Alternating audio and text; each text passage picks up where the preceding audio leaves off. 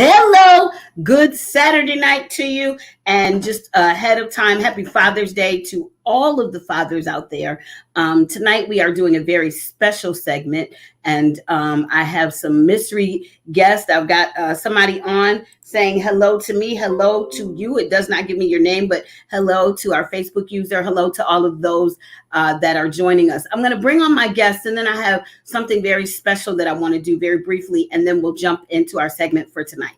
So I told you all we had mystery guests, but it's Daddy's Day. It's Father's Day. So I don't know why y'all didn't just figure out who it was. So please welcome with me the two most important men in my life. My baby brother, he's my big brother in the sense that sometimes he thinks, he's my older brother, but this is my younger brother, Jeff Carter III, and my daddy, the man, the boss himself, Pastor Jeff E. Carter. Thank you all so much for being with me on tonight. So Jeff, I'm going to ask you a question, but before we do that, I want to dedicate, and I shared this to his Facebook page because I know he's got a lot going on and cannot watch it right now. But normally we dedicate or we use this to advertise like a business or a ministry. Tonight, I want to dedicate this segment to a very special man that I don't think has gotten the acknowledgement from myself and some of my peers that I would love to see him get. And this tonight's segment is dedicated to none other than Ron McCune, District Elder Ron McCune. And I'll tell you why. Initially, we were going to do a segment on community fatherhood and the ministry of fatherhood. And I was unable to get that done or taken care of. But when I reached out to him, he had so much going on. But I can remember in my teenage years, and I'm not sure, there's some noise. Jeff or Dad, I'm not sure if you guys have two devices. I don't think it's mine, but I know I can hear some background noise. So I'm going to check that. But I can remember in my teenage years growing up and being excited to be a part of the Prince of Peace Temple Youth Choir. And there are many of us who are now preachers, who are pastors, who are missionaries, who are evangelists. There are young people across this country that came under the leadership of Ron and Darlene. At that time, she was Darlene Bellamy, but Ron and Darlene McCune, and they took us under their wing. I learned faithfulness and commitment to ministry in having to be committed and going to rehearsal at the Prince of Peace Temple Youth Choir. And so, Ron, I just wanted to say to you, happy Father's Day. Thank you for what you gave sacrificially. And I pray God's blessings upon you, upon your continued ministry in the future. And I pray God's blessings upon you and Darlene. Happy wedding anniversary to you. I love you dearly. My family loves you dearly. And on behalf of everybody across the world, from the Prince of Peace Temple Youth Choir, Selena said some of us still sing in the choir. That's it, because of the foundation that we got there. So we love you all dearly. All right, we're going to go in now. I wanted to bring these two men on because, and I'm not sure, Latasha, text me if you can figure out what that noise is. But I wanted to bring these two men on because I said to you all in the beginning, they are the most important men in my life.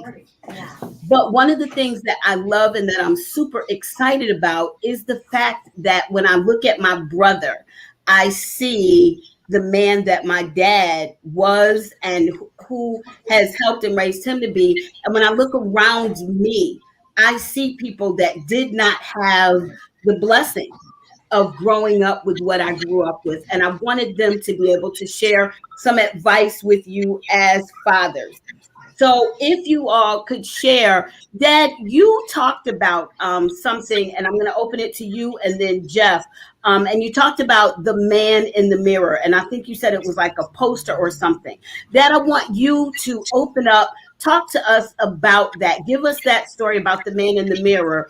And then Jeff, I want you to take what Dad says and kind of piggyback and jump off of that. Mm-hmm. First, let me say thank you. I'm glad to be here tonight. And I agree with you. I am so glad this program is dedicated to a son of mine. He is indeed a son, Ron McCune. I remember Ronnie from all the way back as a teenager. I had the marvelous privilege of watching him grow into just a fine, not even fine young man now, because I'm older, I'm senior, and Ronnie is getting there. But Ron, I hope you get a chance to see this and know how glad I am that this is dedicated to you tonight. I'm glad not only Ron, I can't talk about Ron without talking about Darlene. As a matter of fact, sometimes I get very, very frightened about the future of the church, the future of ministry. I see so much change. But then when I see two people like Ron and Darlene, I get very comfortable, recognizing that not all is lost because there still are some people. The man in the mirror. Some years ago, some decades ago, I guess I've got to start talking about decades ago now because it indeed has been some decades ago. I saw this marvelous little card, postcard size maybe, and I bought it as a matter of fact. It showed a marvelous picture of a man standing up, shaving, a black man, young black man, standing up, shaving in the mirror. Had the razor up like this, and he was doing like this. Right down in the corner of the picture, about here where my hand is, there was a little boy, maybe 8 or 9 years old, with his arms up on the sink, looking up, and he had on his face just a little bit of shaving cream, and he was looking up in the mirror, watching obviously his dad shave. And the picture said, all a boy wants to be is like the man in the mirror. And Jeffrey was my son then, and I remembered my own dad that radically had an impact on my life. I can't really say it changed my life because I've always had a desire to do the right thing, but it impacted me even more to be the kind of person that my father was. I think that my father was the greatest person in the world, and I'm glad that other people think so too. But I really do. My father was a person of integrity. I, honest to God, don't know anybody that had any more integrity than my father. I talk about how honest he was. My father was the most honest man that I have ever known. I give a brief example, just one of the little things talking about his honesty. When we were in college, kids who would leave home to go back to college and not just traveling any place, but want their parents to know that they'd got there. Back then, the telephone system was you had to go through the operator to make a long distance call. You couldn't direct dial. And you got the operator, and when you got the operator says, operator, and you said, long distance call, please. And then you would say station to station or person to person. Station to station meant that they would dial whatever the number was, and whoever answered, the call was completed. Person to person, the operator would say person to person call for so and so. So kids would go back and they would make person to person calls for themselves. So the people there would say, well, she's not here or he's not here, but they would know that that person had gotten there. So one day we went back to school and I picked up the phone and made a person-to-person call to Jeff Carter. And my father said later, don't do that because it's not honest. He says, you know you're not here, and so you're not telling the truth. I says, Dad, it saves a little money. And my father said, but no money is worth lying. No money is worth not telling the truth. That has always stayed with me. That's the kind of person he was. He was a working man. He owned his own business. And he had an old railroad watch. I gave it to Jeffrey because it had such impact. He, every day at exactly 6 o'clock, you could set your watch by his business opened. And at exactly 6 p.m., it closed. And the last thing he did before he went to sleep at night was to take that pocket watch out, wind it up, put it on his dresser, because he lived by it. He was a timely person. And so I recognized that's who I wanted to be like. I wanted to be a person of integrity and honesty like my father. And one final thing, I'm going to try to make this quick. My father died with cancer when I was 22 years old, freshly married. Shannon, you were just a little baby. My father died in October. You were born in July, so that's what, August, September, 3 months old. You were a little bitty baby. But when we went back to Louisiana, my father was in the hospital. In the old hospitals, in the old segregated hospitals, families stayed all night in the colored wards with their family members. And so we spent turns, spending 24 hours and all night there with Dad. And spending that time there with Dad, and he knew he was dying, he talked to me. He invested wisdom into my life. He told me who I was. He told me what life was all about. He talked to me about ministry. He reminded me that honesty and integrity were the most important things in the world. He talked to me about not trying to be popular and famous, but instead being honest and godly and being holy. And that's who I wanted to be. And I'll say this and close this part. When Jeff was born, I knew that I wanted to name him. I wanted to carry the name of my father because my father was the great man. And so we named him Jeff Carter III.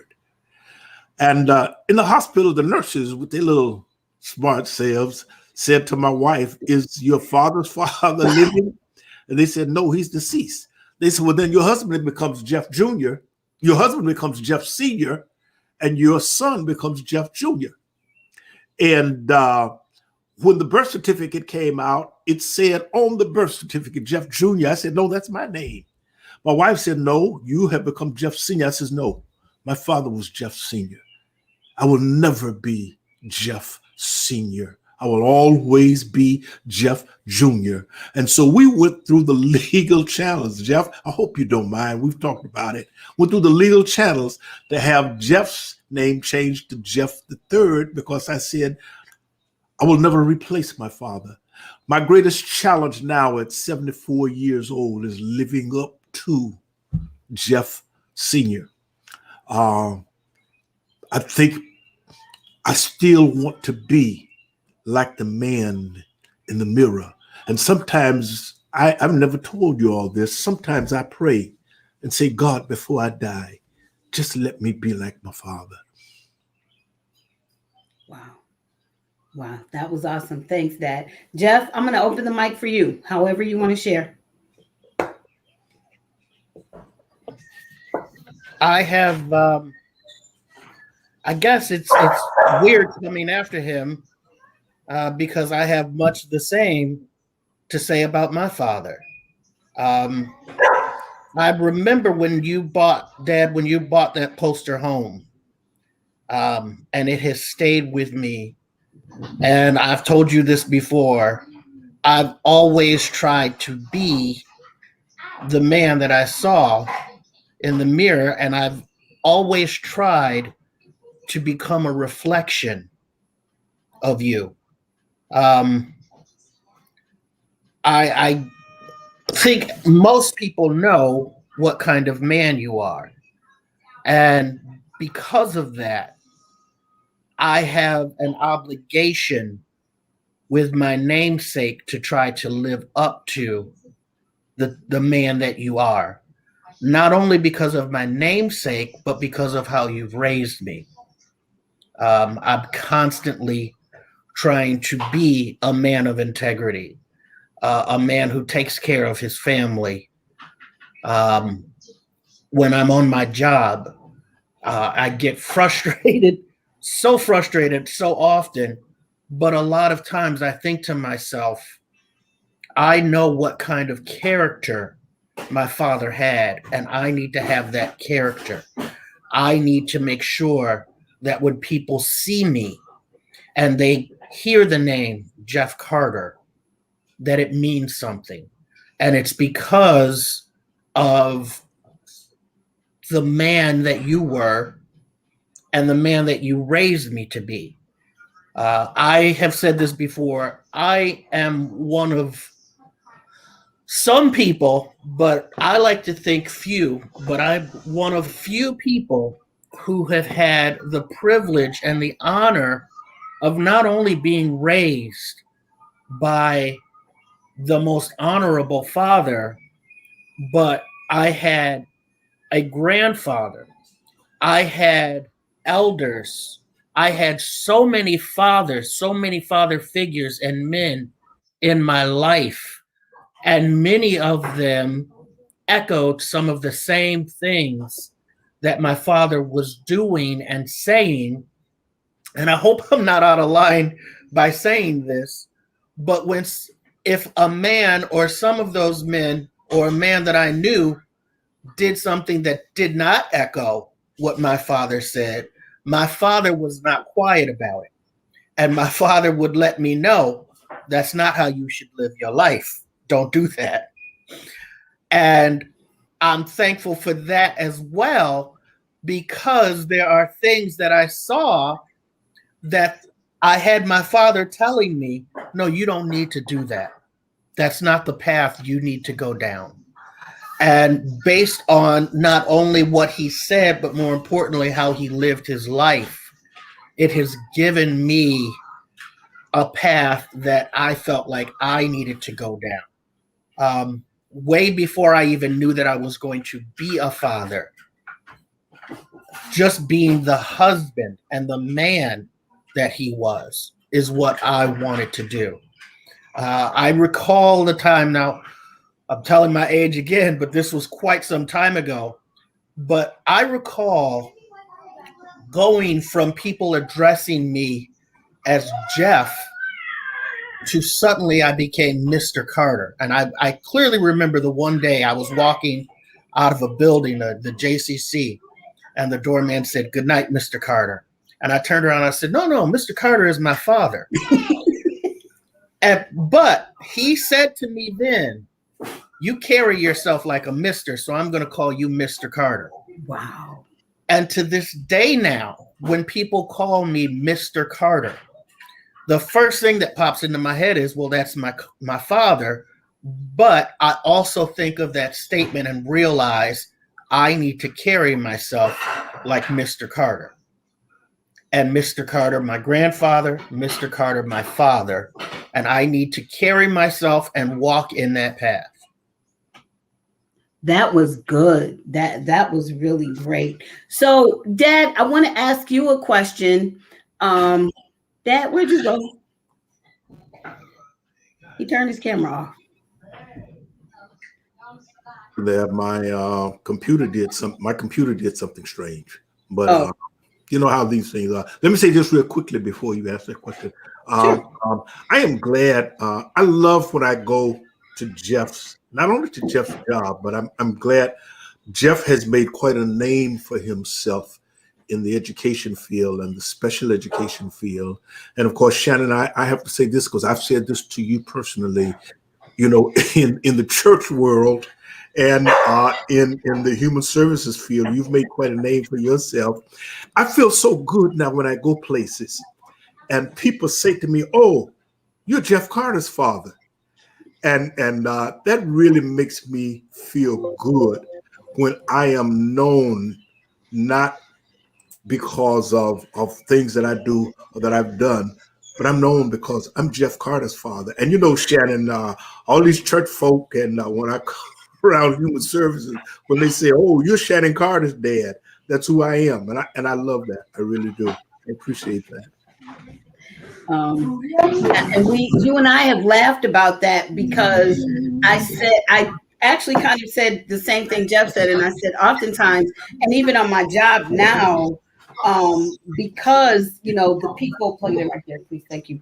The people on my job knew you before they knew me, but nobody knew that you were my dad when I got the job. And once they found out, I said, now that people know Jeff Carter is my dad, I want to make sure. And you said, "Oh, don't get it twisted. Now you're not just known as Jeff Carter's daughter, but I'm known as Shannon Carter's dad." And I agree with Jeff. It is a really good feeling to know. Thank you so much for that, Sister Shirley. We love you dearly. Bless you. It is a good thing to know, in the same sense that I try to honor God well, I try to honor the name. And you and Mommy raised us with that sense of, your name is Carter. You can't get away with what everybody else gets away with. You can't do what everybody else does. Dad, I want to ask you a question, and it's going to kind of lead into some things we were laughing and talking and playing about even before we went live. What would you say, looking at our younger years? So if you were looking, and Jeff, your girls are like, 10 now, right? How old are the twins, 10? Yeah, the twins are 10 and Julie's 7. Okay, so Dad, now that you are looking at your son and other young men that have younger children, what do you say was one of your greatest challenges as a younger father, with younger children? What do you think was one of your greatest challenges? I'll be honest. Your mom and I started early. I was 22, she was 20, and we thought we were grown. And so by the time Jeffrey was born, I was 25. And I realized we grew up together. We matured together. We didn't realize that there were challenges. When I look back now, I honestly cannot answer that question and say these were my greatest challenges. You all know me. I am old-fashioned. I am a traditionalist. And you all know I tried to raise you all the same way that my mother and father raised us. And I guess the challenges didn't come until early adulthood, when you all began to become adults and in your own way. And it was never bad. In your own way, you started letting me know you are dad, but I'm an adult. I will be honest, that was challenging, and sometimes still is. Sometimes I want to say to y'all, wait a minute, listen, if I get to be 92 years old and you 70, don't forget who daddy is, you know? And but I think that was the challenge, moving to that whole adulthood thing when I was no longer 100% in charge. That, and I was definitely going to get there. Jeff, did you have anything you wanted to say on that point? And we'll kind of, because I want to pick up that conversation as well. But talking as far as the younger age, anything you wanted to add, Jeff?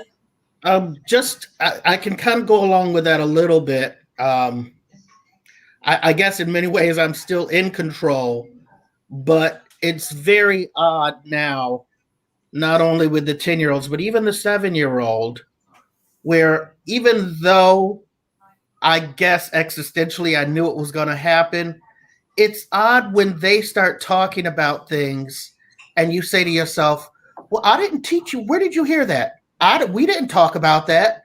I didn't teach you that. And it's like, oh, so-and-so talked about it in school, or I saw it on YouTube. And it's such an odd experience, because for the first at least 5-6 years of their lives, you provide them with everything they have, almost everything they know. It's coming from you. And now all of a sudden, something else from outside is coming in. And even if it's not bad, it's just not something that you gave them. And it's very odd to say, well, wait a minute. And so I know it's going to come one day where they're going to have an opinion that might not fit my opinion. And I'm going to have to really work at not saying, no, we feel this way. This is how we feel. And to have them look at me and go, no, that's how you feel. I know it's coming, and I know it will be here probably sooner than later, but I know it's going to be hard. I hope I'm around, because I want to say, uh-huh. And I was going to say that comes well before adulthood. Oh, yeah. Yeah. And I know this is for the fathers, but even as a mother, Genesis and I were having a conversation. And the weird thing is, I think what I have learned as a parent, I'm not a father. Genesis and I were having a conversation, and I was saying, like, no, this is this. And she very calmly, and you all know, y'all know Genesis. And she very calmly said, Mom, that's your opinion on it. Not everybody thinks like that. Not everybody feels that way. And it's okay for people not to think like you think. And I had to say, yeah, okay. That's my baby girl, and I'm still not ready to hear that. I can't deal with that. I'm ready to just say, I'm signing off. I can't deal with this. Yeah, it's so moving to that next level, because that was going to be my next question. And Jeff just segued perfectly, because that does start to happen even before adulthood. But okay, Daddy, I'm just going to be honest. You struggled. You have gotten a lot better. You do wonderfully well now, but you struggled with that whole adult transformation thing. I remember an incident. I will never forget it for the rest of my life. I remember an incident where you were standing like in my driveway and you told me to do something. And I said, and it was something with my kids even. And I said, no, that's not what's happening. That's not what they're going to do. And you said, yes, they are. And I was like, no. And I finally, it makes me giggle because when you said you say, I don't care if I'm 90 and you 70, I gave in. And then I went and cried and I was just as angry with myself for giving in as I was for you. And it hit me. And then the really funny thing is, after you left, now I can tell you this. I couldn't tell you this all that time ago. After you left, I completely went off on you in my house all by myself. Nobody could hear but me. But I was going off and I was like, I paid a mortgage here. There's only one name on this deed. And that man stood in my tiny driveway at my house and told me what I was going to do. And I did it. Remember that you could only afford to pay a mortgage because of me.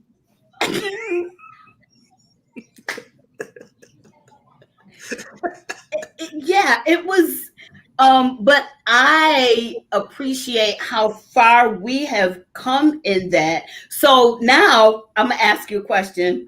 It's been work, and anybody who's listening, I will tell them it's work. It's continuous work. Shannon, I remember the first time as a teenager, thank God, and kind of later teenager, when you said to me, "Dad, I've got to do it my way." And I went home and told your mother because I needed her to bring me into control. You know, you telling me you got to do it your way. You know, I have never forgotten that. Yeah, it was work on both ends, both sides. And that's why one of the reasons that I wanted to bring you on, because there are so many other parents out there. And I'm even trying to watch the comments because I know that there are parents and especially fathers. And I'm so glad that my brother brought that up because I think, now you all can tell me if I'm wrong, and Jeff has all girls, he has no boys. I think it's harder for fathers, even with girls, to be able to make that transition. And I was having this conversation with a friend to say, like, it seems to me that it's almost a little easier for dads to understand, you know, their boys are going to become men and I got to let him be a man. And I think sometimes it's harder for dads with girls to be able to make that transition because you're always going to be my little girl. Jeff, speak to that. You have girls. Speak to that as your girls grow. And then, Dad, I want you to speak to that as well, because you have raised daughters and a son. Do you think that there might tend to be a little bit of a difference there? I can only speak from my experience, and I have to say that I'm very thankful for my wife. And I can only assume that, like myself, most men, we've never grown up as little girls. We've never had the experience of being a woman or living as a woman in this world. So for many of us, our idea is we need to take care, we need to protect, we need to nurture, we need to surround our babies. And they remain our babies. Fortunately, for many of us, we have a partner who will say to us, well, wait a minute. She needs to be able to think things through. She needs to be able to have a voice. I know that a lot of times without my wife saying that to me, I wouldn't think of my daughters as having a voice. I would be thinking of myself as, well, they don't need to have a voice. I'm going to give them everything they need. I will take care of them. Not thinking so far into the future of eventually, no matter what, at some point, they're going to have to take care of themselves. They won't always have me to do everything for them. And I don't have any sons, but I think that if I had a son, I would remember my experiences growing up and I would imprint that on him. But since I didn't have the experiences that my daughters are having, I can't relate to them that way. I can only relate in terms of these are my babies that I have to take care of. Just them riding the bikes. When I ride a bike, I remember what it was like riding a bike when I was younger. I remember falling off. It's viscerally different, though, watching my babies ride a bike. And even though I know I need to let go, there's that part of me that says, that's too dangerous. Riding a bike, that's too dangerous. I can't let them do that. It fades a little bit as they get older. But in my mind, I still think to myself, I have to make sure they're taken care of. With their schoolwork, in my mind, I have to control. This is when you do it. This is how you do it. This is everything you're going to do. Fortunately, my wife can come along and say, no, they've got to have some responsibility for themselves. They have to do this. And if not, they have to face the consequences of it. And in my mind, I don't want them to face the consequences. I need to take care of them. Not fully accepting or realizing that I'm going to be more detrimental to them if I don't teach them responsibility. That was really good, Dad. You know what? Jeff said it so well. He echoes the only. I mean, I was blessed that you had a mother in the house, and we were able to pattern even my mother and father. It was great. Jeff will tell you that he reached a certain age where he started going to the prison with me on Sundays. We started spending time together, and you all spent time with your mom. And yeah, men by nature are protective. I mean, if you stop to think about it, one of the last things that Jesus said when he was on the cross was he looked down and said to John, take care of my mother. Take care of my mother. Men are protective of the women in their lives. You all know that I was just talking to somebody yesterday, I think, telling them that I lost my last sister. My last sister passed in January. And the last thing she did before she died was to call me and say, let's pray. And I prayed for my sister, and she went home. That's a protective and caring nature that men have. And sometimes, yeah, we I guess can go overboard with it, and they have to be strong daughters that will say, nope, I've got to grow up.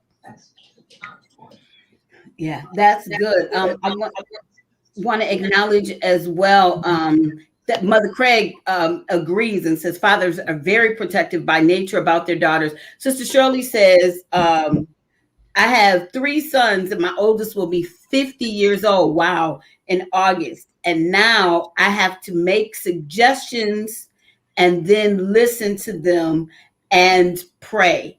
And I don't think and Sister Shirley, I agree with you. I think a lot of times that's not even just a father thing. Although today we're talking about fathers, I think that's a thing that all parents eventually start learning, and you just kind of have to slowly, know when to start kind of letting go with that. I want to change just a little bit. And you all remember at the beginning of the segment, I said initially we were going to talk about like community fatherhood. And I have been so blessed. But one of the things I say to people all of the time, my dad has the ministry of fatherhood. And so, this is Solana. This segues perfectly into what I was getting ready to say. Solana says, Uncle Jeff is amazing when it comes to the uncle father role. For myself, his niece, as well as his nephews and my brothers. So happy Father's Day, Uncle Jeff from Solana. Solana, thank you, Solana. You know you are my little sweetheart. You're my baby girl, and you always will be. Even now, I still see you as a little girl. You are my little girl, always will be. Love you dearly. Yeah, and that was perfect. Moving into the next session, thing that I want to talk about, Jeff. One thing that I'm extremely proud of you in, and I was saying, Dad has the ministry of fatherhood, and I know even as a pastor, but even outside of that, Dad has the fantastic ability just to be able to father people. As everybody knows, our family grew up doing foster care and adoption. So we've had so many children come in through our home. But then even kids that weren't foster care and adoption, there are too many godchildren to count. There were kids always coming in, just coming home from church. There are adults. I have friends who I have said to them, sure, I'll share my daddy with you. And they become my sisters because you are just as much dad to them as you are to me.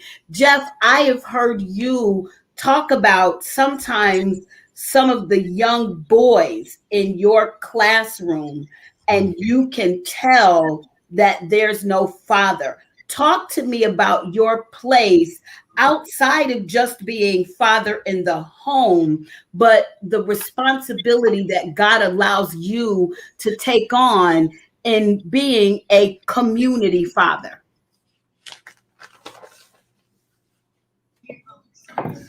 Well, even for the young men in my classroom who do have a father, like I said, I was very fortunate to grow up not only with my father, but with my grandfather, with my with Elder McIntosh, Elder Herring. I had so many men in my life growing up.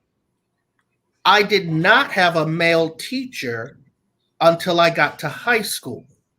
Every teacher that I had up until my sophomore year of high school was a woman. And that's not a bad thing. It's just something that didn't happen. It's much the same way now. Education is not a field that draws many men, and the men that are drawn into education are usually right from the start shuffled into a path of late elementary, middle, or high school education. There are very few early education teachers and even fewer early education special ed teachers. So with that being said, when I'm in the classroom, whether my young men have a father or not, I try to be a role model of a man for them. I don't necessarily try to be a father. I try to be an educator. That's good. And by being a teacher, by being an educator, I have been able to have a positive relationship and a positive effect on many of these, not just the young men, but on their families. I've had families, I've had fathers. It's been a tough year. I've got my dedicated from a distance shirt on. I've been doing remote teaching all year. I have had 2 fathers this year who have come to the school to meet me because they have seen me on a screen and they felt the need to come and meet me. I have been able to foster in so many ways what I expect from my young men, that it then transitions and translates into such an effect on their life that it hopefully builds a relationship with the family. See, I can't just be a father to them. I have to be part of the family because they're only with me for 6 hours a day. If I'm not part of the family, if I don't have a relationship with mom, grandma, aunt, whoever they go home with. If I don't have a relationship with them, then those 6 hours are a wash. But if I have a strong relationship with everyone else in the home, if they see me as a man of integrity and someone they can talk to, many times, I'm sure most teachers will tell you, many times our job extends out of the classroom because sometimes parents just need somebody to talk to. And by extending to the family and building a relationship with that family, then you begin to get, I guess you can say, a community fatherhood, but I'd like to think of it more in terms of community education by just having someone to talk to, just having someone to talk to about your child and knowing that there is someone else out there who cares for your child. That's great, Jeff. That is great. Wow. Dad, go ahead, jump in. Pop. Jeff did such a great job. I got so caught up in what he was saying that I really, and you know me, my mind gets to thinking. I can't add to that. That was absolutely great. I have been a teacher in the classroom too, and I was just sitting there thinking, recognizing what he was saying and recognizing that it is still true. Let me throw something else in the mix, though, because y'all know me, and I've got to throw this in the mix. Unfortunately, Jeff talked about the fact that there are not many men who will teach with the expertise in the field that he's teaching in. If there's not many men doing it, can you think of the dearth of Black men who are impressing our kids day after day? I mean, if our kids are in school, even if it's from 8 till 2:30, that's what, 8, 9, 10, 11, 12, 1, 2, 6 hours a day, 5 days a week, 30 hours. There's a dearth of Black men there impacting them, and I'm not going to talk a lot about that, but that's just one of the things that concerns me. Jeff, I'm glad you're there. I'm so proud of what you're doing. I really am. Your whole family. I sometimes think about your grandfather, and your grandmother was a teacher, and our family were teachers. They would be so proud of what both of you are doing. I can see my father's face now. As a matter of fact, sometimes when I look at you, Jeff, I see my father's face. I really do. I was just thinking, even it amazes me. And when, Dad was talking about the sad state, and I never thought about what Jeff said as far as, the importance even of early education. Teachers. And I'll be very honest because, and maybe I shouldn't throw this in the mix, but I'm gonna go there. So Jeff, you mentioned that by the time you had a male teacher, you were a sophomore in high school, I believe you said. Well, by the time you were a sophomore in high school, we were in Williamsville. So that's a whole different dynamic, because then that means through, and correct me if I'm wrong, that means through your entire kindergarten through high school, you never had an African American male teacher. And that's a whole different dynamic for so many of our African American young boys.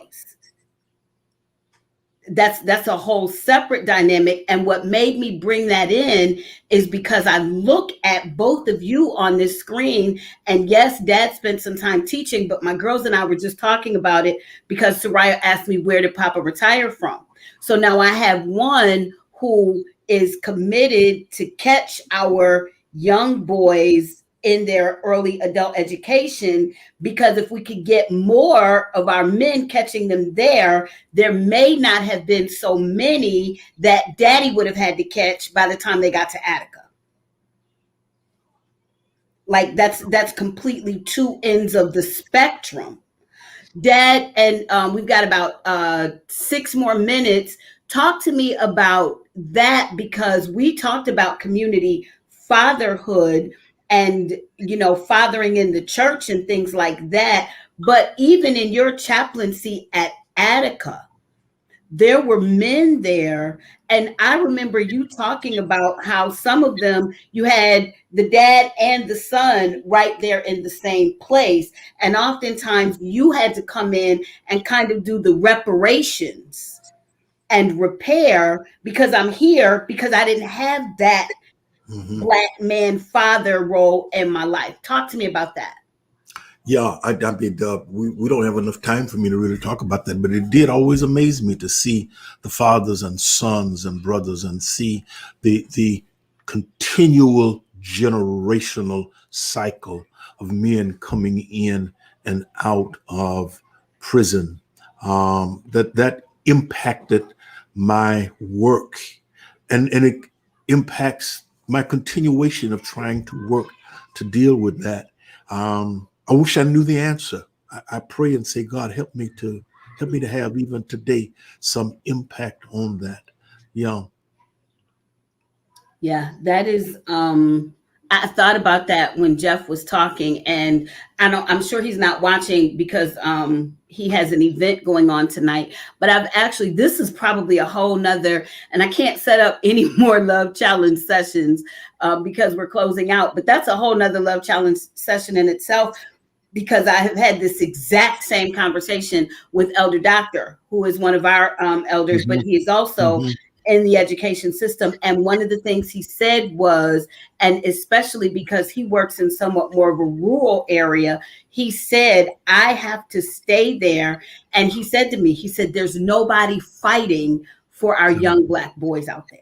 Let me say this real quickly, because I was talking about it this week, and I'm only going to take about 30 seconds to say it. I was talking this week about the fact that even when I had to go in to see about my grandsons, I had to go in fighting, because I was met with the approach that said, you're just another one of these little Black boys who's older, and you cannot come in telling us. And the truth of the fact is that I had a master's degree in education with years of experience, and very often I had to almost let my, sometimes I had to go in fighting, saying to them, you know what? I have more education than you. I have more experience than you. And you want to treat me like, I call it the Black male syndrome. We don't have enough time to talk about that Black male syndrome. We need to talk about that sometime. Yeah, that's a whole nother segment in itself. Crystal Benjamin says, my first African-American male teacher was not until college. And that's something, Jeff, thank you so much for bringing that out. It's the same for me. I never thought about that. Never even, that was an eye opener even for me. I never thought about that. And I will say on here, you all are, I've talked about it many times. When I retired, I still have now a stack of substitute teacher stuff where I tried to become a substitute teacher in the Buffalo school system, and they never called me one time. I would go to the schools and say to them, here are my credentials. I want to be a substitute teacher. And they never allowed me to be a substitute teacher in the Buffalo school system. Never. Wow. This is good. I appreciate you both for coming on, because as I said in the beginning of this segment, you are both the most important men in my life. I'll say this, and then Jeff, I'm going to ask you the next question. I did a Facebook post and we laughed about it because Soraya, this was, I guess, maybe about 2 years ago, or it might have been school year before last. Soraya had an event at school and I had to work and I could not go. And so Dad went. And so Soraya said her friends were asking her, is that your father or your grandfather? So Soraya's answer was, he's both. And her poor little friends were so absolutely confused. And they were like, he can't be both. And she said, he's both. That's my dad and my grandfather. And her friends were so confused. And you know, Soraya, she just finally got aggravated. She said, listen, if I said he's both, he's both. Just leave him alone and let him be great. And I laughed often about that because I am appreciative of the fact that although there's not a man in my home, my girls don't have to be without a dad. My girls have that father figure in their lives. Jeff, we were talking about the education system, so we're going to go here and then close out. You said something that I thought was very important, and you said you had two fathers come in to meet you. Talk to me as a teacher and as a father. If there's a father out there watching, talk to me about the importance of that father taking on that role and responsibility in the educational life of his children and his grandchildren.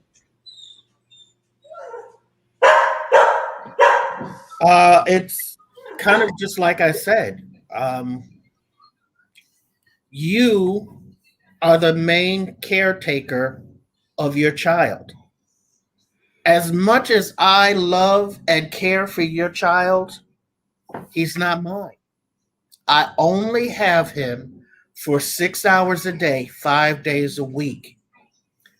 And I only have him for 1 year. You have him for his entire life.